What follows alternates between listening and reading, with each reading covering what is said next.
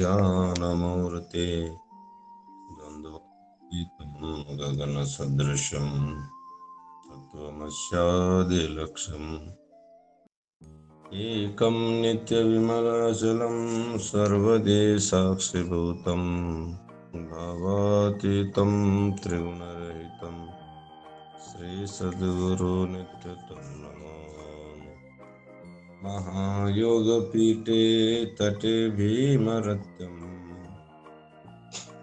वरं पुण्डलीकाय धातो मुनीन्द्रे समागततिष्ठन्तमहानन्दकन्दम् परब्रह्मलिङ्गं भजे पाण्डुरङ्गम् पाण्डुरङ्गाकरु प्रथमनमन दुसरे चरणा संताचिया यांच कृपाधाने कथेचा विस्तारो बाबाजी सद्गुरु दास तुकाराम।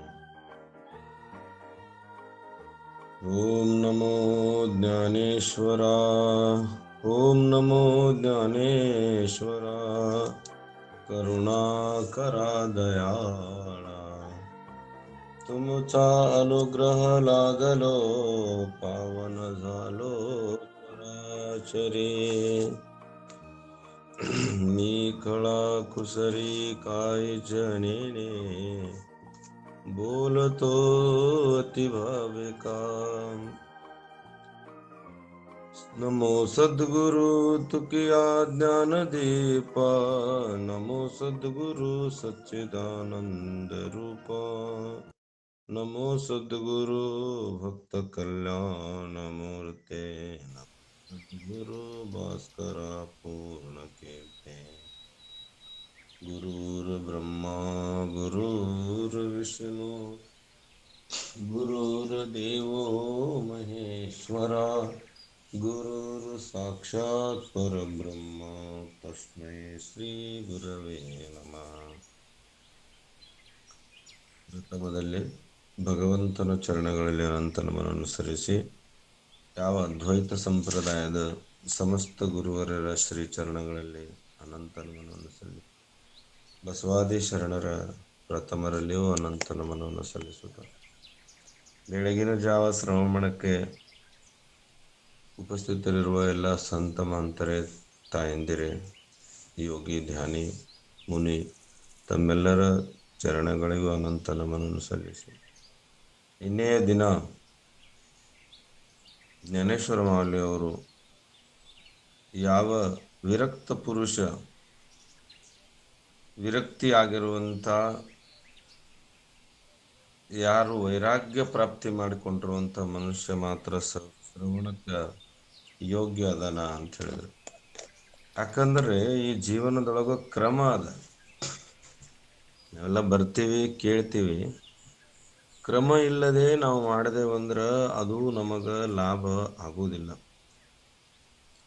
ಅದಕ್ಕಾಗಿ ಅವರು ಎಲ್ಲರೂ ಹೇಳಿದ್ರು, ಬಹಳ ಚಂದಾಗಿ ಹೇಳಿದ್ರು. ನಮಗ ಅದು ತಿಳ್ಕೊಳಕ ನಮ್ಮಲ್ಲಿ ಮತಿ ಇಲ್ಲ. ಜ್ಞಾನೇಶ್ವರ ಮಹಾರಾಜರ ತದನಂತರ ಬಂದಂತ ತುಕಾರಾಮ್ ಮಹಾರಾಜರು ಹೇಳ್ತಾರ, ಕರಾಳತೋ ಹಿತ ಸತ್ಯಕರ ಅಂದ್ರವ್ರು. ಮಾಡೋರಿದ್ರ ಸತ್ಯ ಮಾಡ್ರಿ ಅಂದ್ರವ್ರು. ಏನ್ರಿ, ಮಾಡೋರಿದ್ರ ನಮ್ಮ ಜೀವನ ಹೆಂಗಿರ್ಬೇಕಂದ್ರ ಸತ್ಯದಿಂದಿರ್ಬೇಕು. ಅದಕ್ಕೆ ಇಲ್ಲಿ ವೈರಾಗ್ಯ ಅಂದ್ರ ಮಾತ್ರ ಮನುಷ್ಯನಿಗೆ ಈ ಗ್ರಂಥಗಳು ಶ್ರವಣ ಮಾಡಾಕ ಅವನಿಗೆ ಏನ್ ಅಧಿಕಾರ ಅದ ಅಂದ್ರೆ ವೈರಾಗ್ಯ ಆಗಿರ್ಬೇಕವ. ವೈರಾಗ್ಯ ಅಂದ್ರೆ ಏನ್ರಿ? ವೈರಾಗ್ಯ ಅಂದ್ರೆ ಯಾವ್ದಕ್ಕತ್ತಾರ? ಈ 5 ವಿಷಯಗಳಲ್ಲಿ ವಿರಾಗಿ ಆಗಿರ್ಬೇಕು. 5 ವಿಷಯಗಳು ಏನಾವು? ರೂಪ, ರಸ, ಗಂಧ, ಶಬ್ದ, ಸ್ಪರ್ಶ. ಈ ರೂಪ, ರಸ, ಗಂಧ, ಶಬ್ದ, ಸ್ಪರ್ಶ ಈ 5 ವಿಷಯಗಳಿಂದ ಯಾರು ವಿರಾಗಿ ಆಗಿರ್ತಾರಲ್ಲ ಆತನೇ ವೈರಾಗ್ಯ. ಅಂತ ವೈರಾಗ್ಯ ಇದ್ದವರಿಗೆ ಮಾತ್ರ ಈ ಗ್ರಂಥ ಅಧಿಕಾರಿ ಆನ ತಿಳಿತದ. ಈ ಗ್ರಂಥ ಆತನಿಗೆ ಅಂತವ್ರಿಗೆ ತಿಳಿತದ. ನಾವು ಏನೇನಾದ್ರು ಮಾಡಿದ್ರೆ ನಾವು ಉದ್ಧಾರ ಆಗಿಬಿಡ್ತೀವಿ ಅಂತ ತಿಳ್ಕೊಂಬಿಟ್ಟಿರ್ತೀವಿ ನಾವು. ಹಾಗಾಗಿ ಏನ್ ಮಾಡಿದ್ರು ಸಹ ನಮಗ ಅದರ ಲಾಭ ಬೇಕಲ್ಲ. ನಾವು ಸಂತರ ತರ ಗಂಧ ಹಚ್ಕೊಂಡೇವು ಅಂದ್ರೆ ಸಂತರಕ್ಕಿವೇನೂ ಇಲ್ಲ. ಸಂತರ ಜೊತೆ ಇದ್ರ ಸಂತರಕ್ಕಿವೇನೂ ಇಲ್ಲ.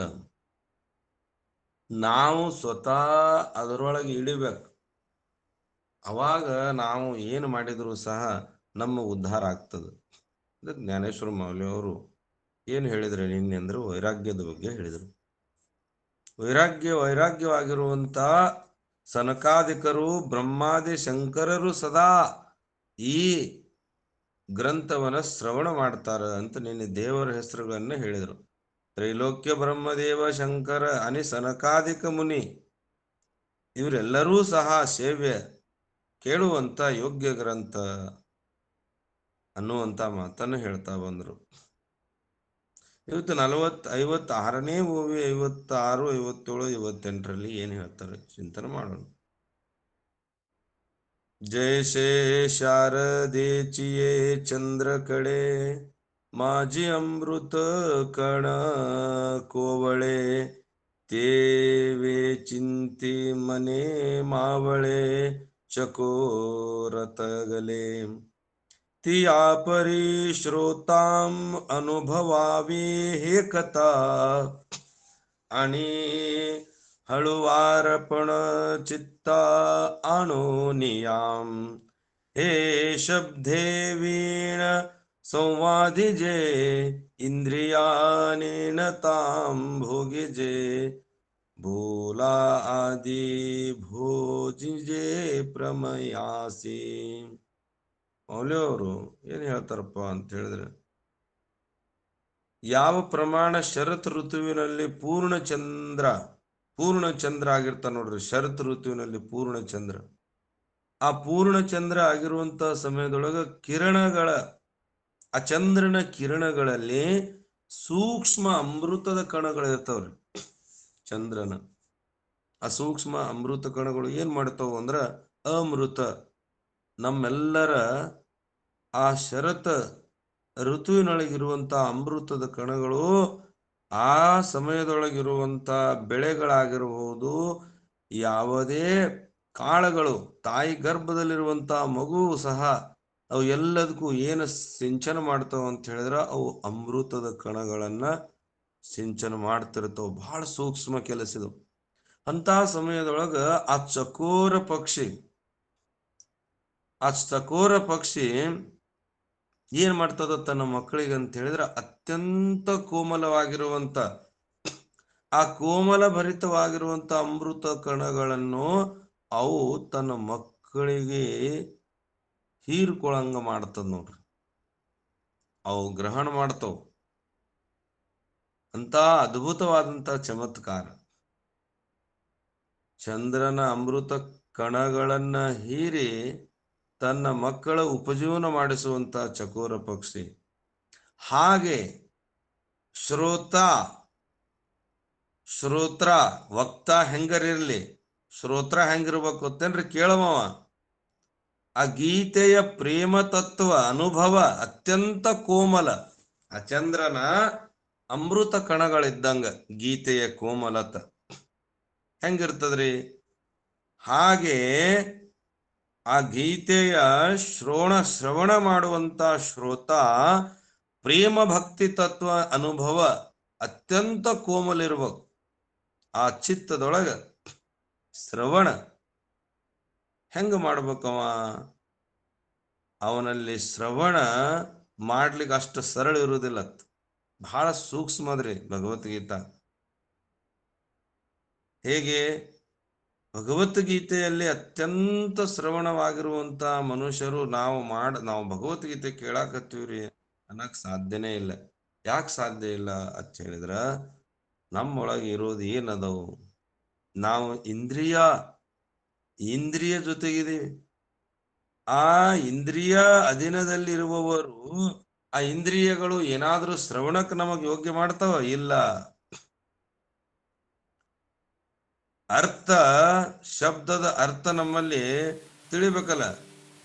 ಅಲ್ಲಿ ಜ್ಞಾನ ಭಕ್ತಿ ಪ್ರೇಮ ಶ್ರವಣ ಇದ್ರೆ ಮಾತ್ರ ಅದು ಜ್ಞಾನ ಇರಬೇಕು, ಭಕ್ತಿ ಪ್ರೇಮ. ನಮಗೆ ಜ್ಞಾನ ಭಕ್ತಿ ಪ್ರೇಮ ಎದುರು ವಿಷಯ ವಾಸನದೊಳಗವು ಭೋಗ್ತು ಭೋಗದ ವಿಚಾರದ ಅಂತ ಭೋಗದ ವಿಚಾರ ಇದ್ದವರಿಗೆ ಇಲ್ಲೆಲ್ಲಿ ಗ್ರಂಥ ತಿಳಿತದ. ಅದಕ್ಕಾಗಿ ಇದರ ಅರ್ಥ ತಿಳಿಬೇಕಾಗಿತ್ತಂದ್ರೆ ನಮ್ಮಲ್ಲಿ ಹೆಂಗಿರ್ಬೇಕು ಅಂದ್ರ ಯಾವ ತರ ಚಕೋರ ಪಕ್ಷಿಗಳು ಚಂದ್ರನ ಕಿರಣಗಳನ್ನ ಆ ರೇಣು ಯಾವ ತರ ಅದನ್ನ ಗ್ರಹಣ ಮಾಡ್ತದಲ್ಲ ಹಂಗ ಅದೇ ಪ್ರಮಾಣವಾಗಿ ಕಮಲದ ಮೇಲೆ ಇರುವಂತ ರೇಣು ಕಮಲ ಹೂವಿಗೆ ತಿಳಿಯದ ಹಾಗೆ, ಕಮಲ ಹೂವಿಗೆ ತಿಳಿಯದೆ ಹಾಗೆ ಸ್ಪರ್ಶ ಮಾಡದೆ ಅದು ತನ್ನ ಮಕರಂದವನ್ನ ಹೀರ್ಕೊತದ, ಅದರ ಮಕರಂದ ಹೀರ್ಕೊತದ. ಅದೇ ಪ್ರಮಾಣವಾಗಿ ನಾವು ಏಕನಿಷ್ಠೆಯಿಂದ ಈ ಗ್ರಂಥದ ಶ್ರವಣಕ್ಕೆ ನಾವು ಅಧಿಕಾರಿ ಆಗಬೇಕಾಗ್ತದೆ. ಯಾಕಂದ್ರ ನಾವೆಲ್ಲರೂ ತಿಳ್ಕೊಂಡ್ಬಿಟ್ಟಿರ್ತೀವಿ, ನಾವು ದಿನ ಭಗವದ್ಗೀತೆ ಕೇಳಾಕತ್ತೀವ್ರಿ, ಭಗವದ್ಗೀತೆ ಕೇಳ್ತೀವಿ. ನಾವು ಕೇಳೋದ್ರಿಂದ ಏನು ಮಾಡ್ಕೊಂಡಿವಿ ಅನ್ನೋದನ್ನ ನಾವು ಬಹಳಷ್ಟು ವಿಚಾರ ಮಾಡ್ಬೇಕಾಗ್ತದೆ. ಪ್ರತಿಯೊಬ್ಬರು ನಮಗೇನ್ ಲಾಭ ಆತಿದ್ರಿಂದ ನಾವ್ ಏನ್ ಕಲ್ತೆವು ವಿಚಾರ ಮಾಡೋದು. ಹಾಗಾಗಿ ಶ್ರವಣ ಹೆಂಗಿರ್ಬೇಕ್ರಿ ಅಂತ ಹೇಳಿದ್ರ ಶ್ರವಣ ನಂಬಲ್ಲಿ ಶ್ರದ್ಧೆ ಇರ್ಬೇಕತ್ತರು. ಶ್ರದ್ಧೆ ಇದ್ರೆ ಮಾತ್ರ ಶ್ರವಣ, ಶ್ರದ್ಧೆ ಇಲ್ಲದೆ ಇದ್ರ ಅದು ಶ್ರವಣ ಆಗುವುದಿಲ್ಲ. ಇದೇ ಪ್ರಕಾರ ಶ್ರೋತೃಗಳು ನಿಷ್ಕಾಮ ಉಳ್ಳವರಾಗಿ ಕುಶಾಗ್ರ ಬುದ್ಧಿಯಿಂದ ಈ ಭಗವದ್ಗೀತೆ ಅನುಭವ ತೆಗೆದುಕೊಳ್ಳಬೇಕು. ನಿಷ್ಕಾಮ ಏನ್ರಿ? ನಿಷ್ಕಾಮ ಅನ್ನುವಂತ ಶಬ್ದ ಏನು? ಯಾವುದನ್ನು ಅಪೇಕ್ಷೆ ಇಲ್ಲದೆ ನನಗೆ ಏನು ಲಾಭ ಆಗಿತ್ತು, ನನಗೆ ಕೇಳಿದ್ರೆ ನನಗೇನು ಪ್ರಾಪ್ತಿ ಆಗ್ತದ, ಹೀಗೆ ಮನಸ್ಸಿನೊಳಗ ಯಾವುದೇ ಕಾಮನೆ ಇಲ್ಲದೆ ನಿಷ್ಕಾಮ ಉಳ್ಳವರು ಅಷ್ಟ ಶ್ರದ್ಧೆಯಿಂದ ಭಗವದ್ಗೀತೆ ಅನುಭವವನ್ನು ತೆಗೆದುಕೊಳ್ಬೇಕಾಗ್ತದೆ. ಬರೇ ಶಬ್ದ ಜ್ಞಾನ ಆದ್ರೆ ಆಗುವುದಿಲ್ಲ. ಆ ಪರಮ ತತ್ವ ಶಬ್ದಾತೀತ ಅದ. ಪರಮ ತತ್ವ ಹೆಂಗದ್ರಿ? ಶಬ್ದಾತೀತದ. ಆ ಶಬ್ದಾತೀತ ಇರುವಂತ ಪರಮ ತತ್ವ ತಿಳಿಯಲಿಕ್ಕೆ ಕಠಿಣದಿಲ್ಲ, ಬಹಳ ಕಠಿಣ ಅದಂತಾರ. ಈ ಗೀತೆ ಕತೆ ಮಾತನಾಡುವುದು ಬಿಟ್ಟು ವಿಚಾರ ಮಾಡ್ಬೇಕತ್ತಾರ ಅವ್ರು. ನಾವೆಲ್ಲರೂ ಮಾತಾಡ್ತೀವಿ, ಮಾತನಾಡೋದನ್ನ ಬಿಟ್ಟು ವಿಚಾರ ಮಾಡ್ರಿ. ಇದು ಇಂದ್ರಿಯಗಳಿಗೆ ತಿಳಿಯಗೊಡದೆ ಅನುಭವ ತೆಗೆದುಕೊಳ್ಬೇಕತ್ ನಾವು. ಚಂದ್ರನ ಶರತ್ ಋತುವಿನಲ್ಲಿ ಚಂದ್ರನ ಕಿರಣಗಳು ಅಮೃತವನ್ನು ಹೇಗೆ ಚಕೋರ ಪಕ್ಷಿ ತಗೋತೋ ಹಾಗೂ ಇಂದ್ರಿಯಗಳಿಗೆ ತಿಳಿಯಗೊಡದೆ ಇದರ ಅನುಭವ ತೆಗೆದುಕೊಳ್ಬೇಕು. ಇದರ ರಹಸ್ಯವನ್ನು ತಿಳಿಯಬೇಕಂತ ನಾವೇನ್ ಮಾಡ್ಬೇಕ್ರಿ? ಇದರ ರಹಸ್ಯ ತಿಳಿಯಬೇಕು. ಆಗ ಶಬ್ದವಿಣ ಸಂವಾದಿಜೆ ಇಂದ್ರಿಯಾ ನೇಣಿತ ಭೋಗಿಜೆ ಬೋಲಾ ಆದಿ ಝುಂಬಿಜೆ ಪ್ರಮೇಯಾಸಿ. ನಾವು ಇಂದ್ರಿಯಗಳನ್ನ ಯಾವಾಗ ನಾವು ಆ ತರ ನಮ್ಮಲ್ಲಿ ಶ್ರದ್ಧೆ ಇರ್ತದ, ಆಗ ನಾವು ಏನ್ ಮಾಡ್ತೀವ್ರಿ? ರಹಸ್ಯ ತಿಳ್ಕೋತೀವಿ. ಆ ರಹಸ್ಯ ತಿಳಿಬೇಕಂತಾನೆ ಏನ್ ಮಾಡ್ಬೇಕು ಅಂತ ಹೇಳಿದ್ರೆ ನಾವು ನಮ್ಮಲ್ಲಿ ಅಂತ ನಿಷ್ಠೆ ಇರಬೇಕಾಗ್ತದೆ. ಆಗ ಯಾವ ಪ್ರಕಾರ ನಿಷ್ಕಾಮದ ಒಂದು ದೃಷ್ಟಾಂತ ಹೇಳ್ಬೇಕಾಗಿತ್ತಂದ್ರ, ಒಬ್ಬ ಮನುಷ್ಯ ಏನ್ ಮಾಡಿದ್ದ ಅಂತ ಹೇಳಿದ್ರ, ಆತೆಲ್ಲ ಜ್ಞಾನಿ ಇದ್ದ, ಅಜ್ಞಾನಿಗಳ ಜೊತೆ ಸೇರ್ಕೊಂಡು ಶ್ರೀಮಂತನು ಇದ್ದ. ಶ್ರೀಮಂತ ಇದ್ರು ಸಹ ಅಜ್ಞಾನಿ ಜೊತೆ ಸೇರಿ ಸಾಲ ಮಾಡ್ಕೊಂಡ, ಇದ್ದ ಸಂಪತ್ತವನ್ನು ನಾಶ ಮಾಡಿಕೊಂಡು ಏನ್ ಮಾಡದ? ತಾನು ದುಡಿಲಿಕ್ಕೆ ಹತ್ತದ, ಯಾರೋ ಹತ್ರ ದುಡಿತಿದ್ದ. ಸಾಲರ ಬಹಳ ಆಗಿತ್ತು, ದುಡಿತಿದ್ದ. ಇನ್ನು ಆ ವರ್ಷಕ್ಕೆ ತಿಂಗಳಿಗೆ 200 ರೂಪಾಯಿಯನ್ನು ಕೊಡ್ತಿದ್ದ ಆತ. ಈಗ 200 ರೂಪಾಯಿ ಕೊಟ್ರ ಇವಂದೆಲ್ಲಿ ಸಾಲ ಬಗೆಹರಿಬೇಕು. ಅದಕ್ಕೆ ಯಾರೋ ಒಬ್ರು ಹಿತಚಿಂತಕರು ಆತನಿಗೆ ಹೇಳಿದ್ರು, ಇಲ್ಲಿ ಯಾಕೆ ದುಡಿತಾ ಇದಿ? ಈ ಪಕ್ಕದೂರ್ನಾಗ ಒಬ್ರು ದೊಡ್ಡ ಸಾಹುಕಾರ ಆನ, ಆ ವಿಷ್ಣುಗುಪ್ತ ಅನ್ನುವಂತ ಸಾಹುಕಾರ ಹಾನ, ಆತನ ಹತ್ರ ದುಡಿ, ಬಹಳ ದೊಡ್ಡ ಸಾಹುಕಾರ ಆನ. ಆದ್ರೆ ಒಂದ್ ನೆನಪಿರ್ಲಿ ಅಂದ್ರು, ಏನಪ್ಪಾ ಅಂತ ಹೇಳಿದ್ರ ನಿಷ್ಕಾಮ ಭಾವದಿಂದ ದುಡಿ. ನೋಡ್ರಿ, ದುಡಿಮೆ 2 ತರ ಇರ್ತದೆ, ಸಕಾಮ ನಿಷ್ಕಾಮ. ಶ್ರವಣನು ಸಹ 2-3 ತರ ಇರ್ತಾವ, ಸಕಾಮ ನಿಷ್ಕಾಮ. ಅಲ್ಲಿ ಹೆಂಗ ದುಡಿ ಅಂತ ಹೇಳಿದ್ರೆ ನಿಷ್ಕಾಮ ಭಾವದಿಂದ ಏನೂ ಬೇಡಬೇಡ, ಏನೂ ಬೇಡಲಾರ್ದ ಆತನ ವಿಶ್ವಾಸ ಗಳಿಸ್ಕೋ. ನಿಷ್ಕಾಮ ಭಾವದಿಂದ ಮನುಷ್ಯನಿಗೆ ಆ ಸಾಹುಕಾರನ ವಿಶ್ವಾಸ ಆತು, ನಿನ್ನ ಕಡೆ ಆತನ ದೃಷ್ಟಿ ಏನ್ರ ಬಿತ್ತಂದ್ರ ನಿಂದ ಎಲ್ಲಾ ಸಮಸ್ಯೆ ಬಗೆಹರಿತದ ಅಂದಾತ. ಯಾರು? ಹಿತಚಿಂತಕರು. ಈತ ಆ ಸಾಹುಕಾರನ ಬಲ್ಲಿ ದುಡಿತಿದ್ದ. ಸಾಹುಕಾರ ಹೇಳ್ದ, ಎಷ್ಟು ಕೊಡ್ಬೇಕಂತ ಸಾಹುಕಾರ ಕೇಳಿದಾಗ, ನನಗೆ ಏನೂ ಕೊಡಬೇಡ್ರಿ, ಒಂದ್ ಈ ಜೊತೆ ಬಟ್ಟಿ ಕೊಟ್ರ ಸಾಕು, 2 ಹೊತ್ತು ಊಟ ಕೊಟ್ರ ಸಾಕು ಅಂದ. ಸಾಹುಕಾರ ಕೆಲಸ ಕೊಟ್ಟ, ಬಹಳ ಅದ್ಭುತವಾಗಿ ಕೆಲಸ ಮಾಡ್ತಿದ್ದ.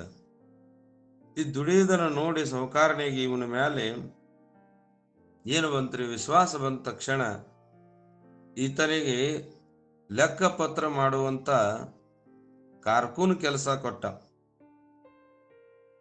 ಲೆಕ್ಕ ಪತ್ರ ಮಾಡುವಂತ ಕೆಲಸ ಕೊಡಾನ. ಆ ಊರಾಗ ಮಂದಿ ಸಾಲ ಕೊಟ್ಟವ್ರು ನೋಡಿದ್ರು, ಈಗೇನ್ ದೊಡ್ಡ ಕಾರ್ಕೂನ್ ಆಗ್ಯಾನ, ನಮ್ಮ ಸಾಲ ಬಡ್ಡಿ ಸಮೇತ ಕೊಡ್ತಿರ್ಬೇಕು ಅಂತ ಅವ್ರು ತಿಳ್ಕೊಂಡಿದ್ರು. ತಿಳಿದಿದ್ರು, ವರ್ಷ ಹೋತು, 2 ವರ್ಷ ಹೋತು, 3 ವರ್ಷ ಹೋತು, ಸಾಲ ಏನು ಕೊಡ್ಲಿಲ್ಲ ಈತ. ಕೊಡ್ಲಾರ್ದ ಸಮಯದೊಳಗ ಒಂದು ದಿನ ಒಬ್ಬಾತ ಸಾಲ ಕೊಟ್ಟವ್ರು ಯಾಕೆ ಕೇಳ್ತಾರ, ಎಲ್ಲೋ ಒಂದು ಕಡೆ ಕಾರ್ಯಕ್ರಮದೊಳಗ ಈತ ಹೋಗಿದ್ದ, ಮುನ್ಸೂಪಾಗಿ, ದೊಡ್ಡ ಮುನ್ಸೂಪಾಗಿದ್ದ. ಇನ್ನೇನು ನಮ್ಮ ಬಡ್ಡಿ ಗಂಟ ಕೊಡ್ತಾರತ್ತ ಅವ್ರು ತಿಳ್ಕೊಂಡಿದ್ರು, ಈ ತರ ದುಡ್ಡ ಕೊಡವಲ್ಲ. ಅವ್ರು ಏನ್ ಮಾಡಿರು, ಒಂದು ದಿನ ಈತನ ಹಾದ್ಯಾಗ ನಿಲ್ಲಿಸಿ, ಅಲ್ಲೋಪ ಮತ್ತ ನೀನರ ಮುನ್ಸೂಪಾಗಿ ನಮ್ಮ ಬಡ್ಡಿ ಸಮೇತ ದುಡ್ಡು ಕೊಡೋದು ಬಿಟ್ಟು ಹಂಗ 3 ವರ್ಷ ಆತು, ಇನ್ನೂ ಅದರ ಬಡ್ಡಿ ಬೆಳಿತಾದ, ನಿನಗೇನ್ರ ಸ್ವಲ್ಪ ಏನಾರ ಅದ ಇಲ್ಲ ಅಂತ ಹೇಳಿ ಮಾತಿಗೆ ಬಹಳ ಬೈದ್ರು. ಬಹಳ ಬೈದ್ರು. ಆ ಮಾತುಗಳು ಈತನಿಗೆ ಘಾಸಿ ಮಾಡೋದು, ಮಾತುಗಳು ಘಾಸಿ ಆದವು. ಆಗ ಈತನಿಗೆ ಬಹಳ ಮನಸ್ಸಿಗೆ ವ್ಯಥೆ ಆಗ ನಾ ಬಯಸ್ಕೊಂಡು ಬಂದಾಗ ಈತನ ಮುಖದ ಕಳೆ ಏನಾಗಿತ್ರಿ? ಮುಖದಲ್ಲಿ ಕಳೆ ಇರಲಿಲ್ಲ, ಚಿಂತೆ ಆವರಿಸಿತ್ತು, ಗ್ಲಾನಿಯಲ್ಲಿದ್ದ. ಇಂಥ ಗ್ಲಾನಿಯಲ್ಲಿದ್ದ ಸ್ಥಿತಿಯಲ್ಲಿ ನೋಡಿದಂತ ಸಾಹುಕಾರ ಕೇಳ್ದ, ಯಾಕ್ರಿ ಮುನ್ಸೂಪವ್ರ, ನಿಮ್ಮ ಮುಖದ ಮೇಲೆ ಯಾಕ ಲಕ್ಷಣ ಹಿಂಗದಲ್ಲ ಅಂತ ಕೇಳಿದಾಗ ಆಗ ಹೇಳ್ತಾನ, ಇಲ್ರಪ್ಪ, ಹಿಂದ ಅಜ್ಞಾನದೊಳಗ ಅಜ್ಞಾನಿಗಳ ಸಂಘದಲ್ಲಿ ಸೇರಿ ನಾನು ಏನಾಗಿದ್ದೆ ಅಂತ ಹೇಳಿದ್ರ, ಶ್ರೀಮಂತ ಇದ್ದೆ. ಆ ಶ್ರೀಮಂತಿಕೆ ಮದದೊಳಗ ನಾನು ಅಜ್ಞಾನ ಜೊತೆ ಸೇರಿ ಸಾಲ ಮಾಡ್ಕೊಂಡಿನಿ, ಸಾಲಾಗ್ಯದ. ಆ ಸಾಲಗಾರರು ಇವತ್ತು ಸಿಕ್ಕಾಗ ನನಗೆ ದುಡ್ಡು ಕೇಳಿರು, ಬಹಳ ಬೈದ್ರು ಅಂತ ಹೇಳಿದ್ರು. ಆಗ ಸಾಹುಕಾರ ಹೇಳ್ತಾರ, ಅಲ್ಲಪ್ಪ ಮುನ್ಸೂಪ, ಇಟ್ಟು ಶ್ರದ್ಧೆ ನಿಷ್ಕಾಮದಿಂದ ದುಡ್ಯಾವ ನೀನು, ಮತ್ತ ಈ ವಿಷಯ ನನಗೆ ಯಾಕೆ ಹೇಳಲಿಲ್ಲ?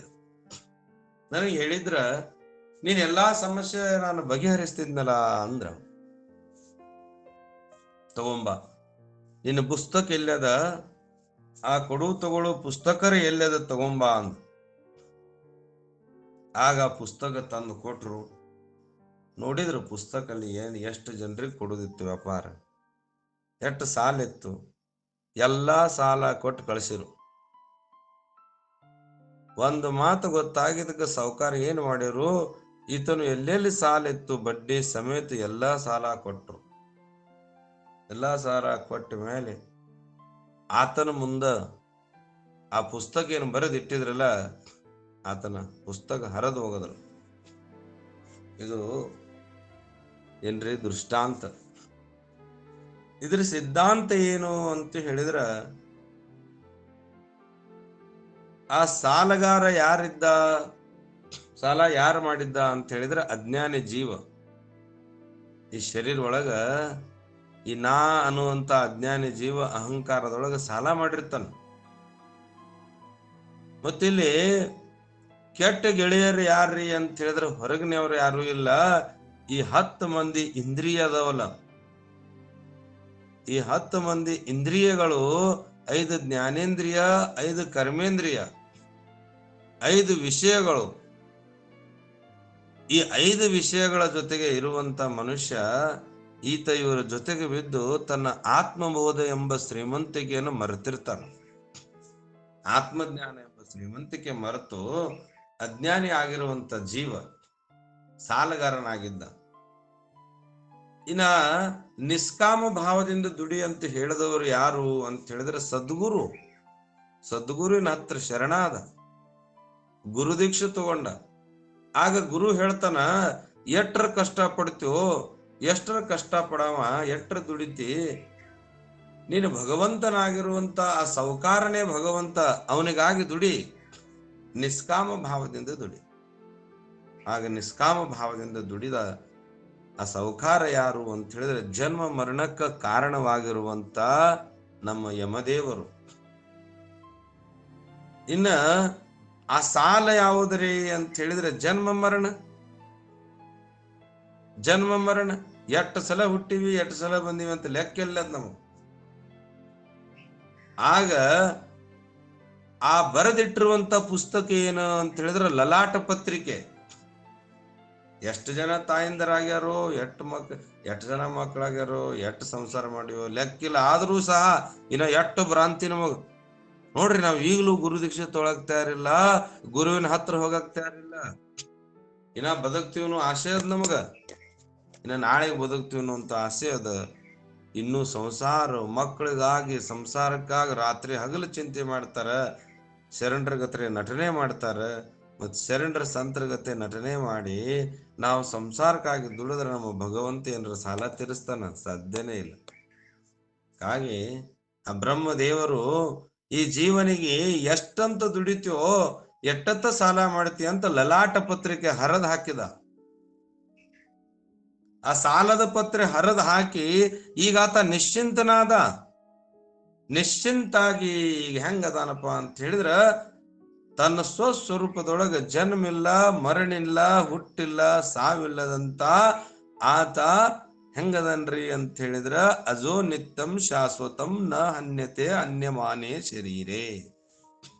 ಅಜೋ ನಿತ್ಯಂ ಶಾಶ್ವತಂ. ಇಲ್ಲಿ ವಾಸಾಂಸಿ ಜೀರ್ಣಾನಿ ಯಥಾ ವಿಹಾನಿ ನವಾತಿ ಗ್ರಹಣಾನಿ ನರೋಪರಾಣಿ ತಥಾ ಶರೀರಾಣಿ.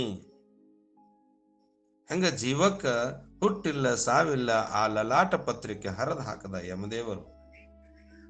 ಹಂಗ ಲಲಾಟ ಪತ್ರಿಕೆ ಹರಿದು ಹಾಕಿದ್ರು ಅಲ್ಲಿ ಜನ್ಮ ಮರಣದ ಚಕ್ರವೇ ಬಿಡುಗಡೆ ಆತು. ಹಂಗ ಈ ಜೀವ ಭ್ರಾಂತಿ ಒಳಗೆ ಏನ್ ಮಾಡ್ತದ ಅಂತ ಹೇಳಿದ್ರೆ ಇಟ್ಟು ಸರಳ ಶ್ರವಣ ಮಾಡಲ್ಲ. ಇಲ್ಲಿ ಶ್ರವಣ ಅಂತ ಶಬ್ದ ಬಂದದ್ರಿ. ಹೆಂಗ ಮಾಡ್ಬೇಕ್ರಿ ಶ್ರವಣ? ಯಾವ ಪ್ರಕಾರ ಭ್ರಮರವು ಕಮಲ ದಳಕ್ಕೆ ತಿಳಿಯಗೊಡದಂತೆ ಹೇಳ್ತಾರ ಅವರು. ಕಮಲ ದಳಕ್ಕೆ ತಿಳಿಯಗೊಡದಂತೆ ಹೀಗೆ ತತ್ವ ಸೇವನೆಯನ್ನ ಮಾಡಬೇಕು. ಹೆಂಗ ಪುಷ್ಪ ರೇಣುವನ್ನು ಸೇವಿಸ್ತದದು ಭ್ರಮರ, ಈ ಪದ್ಧತಿಯಲ್ಲಿ ಈ ಗ್ರಂಥದ ತತ್ವ ಸೇವನೆಯನ್ನು ಮಾಡಬೇಕಾಗ್ತದ. ತತ್ವ ಸೇವನೆ ಹೆಂಗ್ ಮಾಡ್ಬೇಕ್ರಿ? ಈ ಪ್ರಕಾರವಾಗಿ ಕಮಲ ದಳಕ್ಕೆ ತಿಳಿಯದಂತೆ ಆ ರೇಣುವನ್ನು ಹೀರುವಂತ ಭ್ರಮರ ಹಂಗ ನಾವು ಈ ಭಗವದ್ಗೀತೆಯಲ್ಲಿರುವಂತ ತತ್ವಾರ್ಥದ ಶ್ರವಣಕ್ಕೆ ನಾವು ಅಧಿಕಾರಿಯಾಗಿರ್ಬೇಕಾಗ್ತದೆ. ಯಾಕಂದ್ರೆ ಶ್ರವಣ ಏನ್ರಿ, ಯಾವುದು ಶ್ರವಣ? ಶ್ರವಣದೊಳಗೆ ನಮಗೆ ಶ್ರದ್ಧೆ ಇರ್ಬೇಕಾಗ್ತದೆ. ಶ್ರವಣ, ಮನನ, ನಿಧಿಧ್ಯಾಸ, ಅಭ್ಯಾಸ, ಶ್ರವಣ. ಅಲ್ಲಿ ವಕ್ತಾ ಏನ್ ಅದನ ಶ್ರೋತ್ರಾನು ಅಷ್ಟ ಅದ್ಭುತವಾಗಿರ್ಬೇಕು. ಶ್ರೋತ್ರತ್ವ ಆ ಶ್ರವಣ ಮಾಡುವವನು ಅಧಿಕಾರಿ ಆಗಿದ್ನಂದ್ರ ವಕ್ತ ಹೆಂಗರಿರ್ಲಿ ಅವ. ವಕ್ತಾ ಕಡೆ ನೋಡ್ಬೇಡ್ರಿ ನೀವು, ಶ್ರೋತಾನೊಳಗ ಶ್ರದ್ಧೆ ಇರ್ಬೇಕಾಗ್ತದ. ಆಗ ಮಾತ್ರ ಅದು ತಿಳಿತದ. ಹೇಳೋರು ಯಾರೇ ಇರ್ಲಿ ವ್ಯಾಸಪೀಠದ ಮೇಲೆ, ಕೇಳೋವನಲ್ಲಿ ಶ್ರದ್ಧೆ ಇತ್ತಂದ್ರ ಅದು ತಿಳಿಯಗೊಡದಂತೆ, ಹೇಳವನಿಗೆ ತಿಳಿಯಗೊಡದಂತೆ. ಗ್ರಂಥದಲ್ಲಿ ಇರುವಂತ ವಿಷಯ ತನ್ನದೇ ಒಳಗಡೆ ಏನೇನು ನೂರಾರು ವಿಚಾರಗಳು ಹುಟ್ಟುತ್ತವೆ. ಹಂಗ ಶ್ರವಣ, ಮನನ, ನಿಧಿಧ್ಯಾಸ ಆದ್ರೆ ತತ್ವ ತಿಳಿತದ, ಇಲ್ಲ ಅಂದ್ರೆ ಇಲ್ಲ. ಶ್ರವಣ ಇರ್ಬೇಕು, ಮನನ ಮಾಡ್ಬೇಕು. ಮನನ ಮಾಡೋದು, ಮನನ ಅಂದ್ರೆ ಅಭ್ಯಾಸ ಮಾಡೋದು, ಪುನಃ ಪುನಃ ಪುನಃ ಪುನಃ ಪಠನ ಮಾಡೋದು, ಪುನಃ ಪುನಃ ಓದುವುದು, ಅದು ಮನನ. ಏನ್ರಿ ಮನನ ಅಂದ್ರ? ಕೇಳಿದ್ದನ್ನ ಪುನಃ ಪುನಃ ಓದುವುದು, ಮೆಲಕ್ ಹಾಕುದು. ನೀವ್ ಹೆಂಗ ಬೈಗಳು ನೆನಪು ಹಾಕ್ತಿರಲ್ಲ, ಆ ಬೈದವ್ರು ಯಾವಾಗ ಯಾವಾಗ ಸಿಗ್ತಾರ ಅವಾಗ ಅದನ್ನ ನೆನೆಸ್ಕೊಂಡ ಹಂಗ ನೆನಪಿನಲ್ಲಿ ಇಟ್ಟಿರ್ತಿರಲ್ಲ, ಹಿಂಗ ಇದು ನಿಧಿಧ್ಯಾಸ ಯಾವಾಗ ಆಗ್ತದಂದ್ರ ಮನನ ಮಾಡ್ಬೇಕು, ಪುನಃ ಪುನಃ ಓದುವುದು. ಕೇಳಿದ ವಿಷಯನ್ನ ಸಂಸ್ಕಾರ ನಮ್ಮೊಳಗ ಅದು ಬೆಳಿತಾ ಹೋದ್ರ ಮನನ ಆತಂದ್ರ ಅದು ನಿಧಿಧ್ಯಾಸ ಆಗ್ತದ. ಅದಕ್ಕ ಅದು ಪುನಃ ಕೇಳಿದ ವಿಷಯ ನಮ್ಮ ಮನದಲ್ಲಿ ಸದಾ ಉಳಿಯುವುದೇ ನಿಧಿಧ್ಯಾಸ. ಸದಾ ಉಳಿಬೇಕು ನಿಧಿಧ್ಯಾಸ. ಶ್ರವಣ, ಮನನ ಪುನಃ ಅಭ್ಯಾಸ ಮಾಡೋದು, ಅದು ನಿಧಿಧ್ಯಾಸ. ಹಿಂಗ ನಿಧಿಧ್ಯಾಸ ಆತಂದ್ರ ನಮಗ ಏನಾಗ್ತದ ಅಂದ್ರ ಆ ಬ್ರಹ್ಮ, ಪ್ರಜ್ಞಾನಾಂ ಬ್ರಹ್ಮ, ಪ್ರಜ್ಞವೇ ಬ್ರಹ್ಮ ಏನಾತಿಲ್ಲಿ? ಪ್ರಜ್ಞಾನಾಂ ಬ್ರಹ್ಮ ತತ್ ತ್ವಂ ಅಸಿ, ಅಹಮಾತ್ಮಾನಂ ಬ್ರಹ್ಮ, ಪ್ರಜ್ಞಾನಂ ಬ್ರಹ್ಮ, ಅಹಂ ಬ್ರಹ್ಮಾಸ್ಮಿ. ಏನಾಗ್ತದ್ರಿ? ನಾವು ಶ್ರವಣ ಮಾಡಿರುವಂತ ಹೆಂಗ ಶ್ರವಣ ಮಾಡಬೇಕಾಗಿತ್ತಂದ್ರ, ಶ್ರವಣದೊಳಗ ನಮಗ ಯಾವ ಮನಸ್ಸಿನೊಳಗ ನಮ್ಮೊಳಗ ವಿಕಾರ ಇರ್ಲಾರ್ದ, ನಾವು ವಕ್ತಾ ಹೆಂಗರಿರ್ಲಿ ಶ್ರೋತ ಬಹಳ ಶ್ರದ್ಧೆಯಿಂದ ಇರಬೇಕಾಗ್ತದ. ಆಗ ಅದು ಶ್ರವಣ ಆಗಿದ್ದನ್ನ ಪುನಃ ಪುನಃ ಪುನಃ ಪುನಃ ಪಠನ ಮಾಡುವುದರಿಂದ ಅದು ಏನಾಗ್ತದ್ರಿ? ಸಂಸ್ಕಾರ ಅದು ಬೆಳಿತಾ ಬೆಳಿತಾ ಮನನ ಆಗ್ತದ. ಅಂತ ಮನನವಾಗಿರುವಂತ ವಿಷಯ ಮುಂದೆ ನಿಧಿಧ್ಯಾಸ ಆಗ್ತದ. ಅಂತ ನಿಧಿಧ್ಯಾಸ ಕೇಳಿದ ವಿಷಯ ನಮ್ಮ ಮನದೊಳಗೆ ಸದಾ ಉಳಿಯುತ್ತಿತ್ತಂದ್ರ ಅದು ನಿಧಿಧ್ಯಾಸ. ಆ ನಿಧಿಧ್ಯಾಸ ಆತು ಅಂದ್ರೆ ಇಲ್ಲಿ ತತ್ವ ಅಂತ ಶಬ್ದ ಬಂದದಿವತ್ತ. ಆ ತತ್ವ ಏನದವ್ರಿ? ವೇದಗಳ 3-4 ವೇದಗಳ ವಾಕ್ಯ ಲಕ್ಷಾರ್ಥ ಏನು, ಅದರ ವಾಚ್ಯಾರ್ಥ ಏನಂತ ಹೇಳಿದ್ರೆ ತತ್ ತ್ವಂ ಅಸಿ, ಪ್ರಜ್ಞಾನಂ ಬ್ರಹ್ಮ, ಅಯಮಾತ್ಮಾನಂ ಬ್ರಹ್ಮ, ಬ್ರಹ್ಮ ಅಹಂ ಬ್ರಹ್ಮಾಸ್ಮಿ. ಈ 4 ವೇದದ 4 ವಾಕ್ಯಗಳ ತತ್ವ ತಿಳಿಯುವುದು ಏನ್ರಿ? ಈ ಮನನ ಆತಂದ್ರೆ ಪ್ರಜ್ಞಾನಾಂ ಬ್ರಹ್ಮ, ಅಹಂ ಬ್ರಹ್ಮ, ಯಾವ ನಿಮ್ಮೊಳಗೆ ಇರುವಂತ ಆತ್ಮ ತತ್ವ ಅಂದ್ರು. ಹೀಗೆ ಈ ಶ್ರವಣ ಆತ್ಮ ತತ್ವವನ್ನು ತಿಳ್ಕೋಬೇಕು ಆಗ್ತದ. ಅಷ್ಟು ಅಧಿಕಾರ ನಮ್ಮೊಳಗಿತ್ತಂದ್ರ ಆ ಶ್ರವಣ, ಮನನ, ನಿಧಿಧ್ಯಾಸದಿಂದ ನಾವು ನಮ್ಮ ಸ್ವರೂಪವನ್ನು ತಿಳ್ಕೊಂಡೆ. ಹೆಂಗ ಆ ಸಾಹುಕಾರನ ಬಲ್ಲಿ ದುಡಿದ ನಿಷ್ಕಾಮ ಭಾವದಿಂದ ದುಡಿತಂದು ಲಲಾಟ ಪತ್ರಿಕೆ ಹರ್ಕೊಂಡ, ಲಲಾಟ ಪತ್ರಿಕೆ ಹರಿದು ಹೋದ ತಕ್ಷಣ ಆತ ಸಾಲಗಾರ ಈಗ ಯಾರಿಗೆ ಕೊಡಬೇಕಿಲ್ಲ, ಯಾರು ಅವನಿಗೆ ಕೇಳೋರಿಲ್ಲ. ಹಂಗ ಯಮದೇವರ ಹತ್ರ ನಮ್ಮ ಜನನ ಮರಣ ಪತ್ರದ ಲಲಾಟ ಪತ್ರಿಕೆ ಹರಿತಂದ್ರ ನಮ್ಮೊಳಗೂ ಸರ್ವ ದುಃಖದ ನಿವೃತ್ತಿ ಆಗಿ ಪರಮಾನಂದ ಪ್ರಾಪ್ತಿ ಮಾಡ್ಕೋಬಹುದು ಅನ್ನುವಂತ ಈ ವಿಷಯ ಎದರಿಂದ ಆಗ್ತದಂದ್ರೆ ಶ್ರವಣದಿಂದ ಆಗ್ತದ. ಅಂತ ಶ್ರವಣ ಭಗವದ್ಗೀತೆ ಗ್ರಂಥದೊಳಗೆ ನಾವು ತತ್ವ ಸೇವನೆ ಮಾಡಬೇಕು ಅನ್ನುವಂಥ ವಿಚಾರ ಬಹಳ ಅದ್ಭುತವಾಗಿ ಇಲ್ಲಿ ಹೇಳ್ತಾ ಬರ್ತಾರೆ. ಯಾಕಂತ ಹೇಳಿದ್ರೆ ಇಲ್ಲಿ 58ನೇ ಓವಿ ಒಳಗೆ ಅದೇ ಹೇಳ್ತಾರು. ನಾವು ಯಾವ ಥರ ಅದನ್ನು ಶ್ರವಣ ಮಾಡ್ಕೋಬೇಕಾಗ್ತದ ಅನ್ನುವಂಥ ಮಾತನ್ನು ಹೇಳಿ ಜ್ಞಾನೇಶ್ವರ ಮಾೌಲಿಯವರು ಬಹಳ ಅದ್ಭುತವಾದಂಥ ವಿಷಯಗಳು ನಾವು ಕೇಳಬೇಕಾಗ್ತದೆ. ಕೇಳುವಂಥ ಶ್ರವಣದಲ್ಲಿ ನಮ್ಮಲ್ಲಿ ಶ್ರದ್ಧೆ ಇರಬೇಕಾಗ್ತದೆ. ಅದಕ್ಕೆ ಇಲ್ಲಿ ಥರ ನುಡಿಸಿರುವಂಥ ಜ್ಞಾನೇಶ್ವರ ಮಾೌಲಿಯವರು ನುಡಿಯುವ ನುಡಿಗಳು ಕೃಷ್ಣಾರ್ಪಣಂ ಜ್ಞಾನೇಶ್ವರ ಅರ್ಪಣಂ ಅವರ ಶ್ರೀಚರಣಗಳಿಗೆ ಅರ್ಪಣೆ ಮಾಡಿ ತಮ್ಮೆಲ್ಲರಿಗೆ ಶರಣಾರ್ಥಿ.